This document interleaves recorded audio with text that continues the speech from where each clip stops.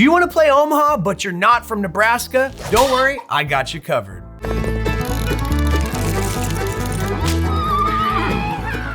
Hey Internet, it's your old friend Dominic here with Americancasinoguide.com. Before jumping into the good stuff for today, make sure to show our channel a little love by poking that subscribe button and giving the like button a quick rub while you're at it.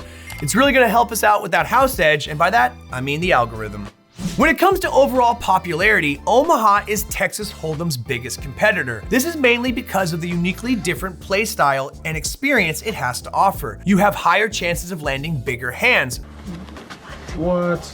That's a flush. Therefore increasing the excitement level that players experience and making betting rounds far more dynamic. Now I already know you're a real fan of the channel and you've probably already watched all our previous poker episodes, but if not, I suggest you do so, as it's gonna really help you understand the basics of Omaha. Now the fundamental differences between playing Omaha and Texas Hold'em is nothing other than the number of hole cards you're dealt and how to use them to make your final hand in the showdown.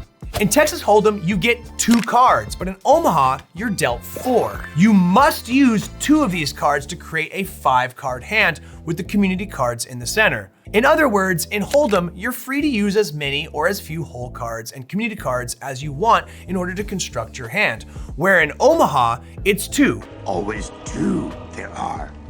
No more, no less. Regardless of this, normal rules apply here, and the player with the highest ranked hand is the one who wins and eventually takes the pot. My advice to you is to carefully consider the number of players still in the round and the cards in your hand before making a bet or making a call. Remember that every player has 4 cards, and the likelihood of having a high hand is exponentially higher than it is in Texas Hold'em. Also make sure to pay close attention to your blocker cards, as they can really prevent or limit the combinations your opponent can make to beat your hand. Cards in your hole may not necessarily help your hand construction, but may still decrease your opponent's odds of making that set or that flush. In my opinion, this version of poker is great for new players trying to understand how to build a hand. High stakes, big bucks. Does Omaha sound like your kind of game? Then visit our website, Americancasinoguide.com, where we have a list of casinos where you can play Omaha online.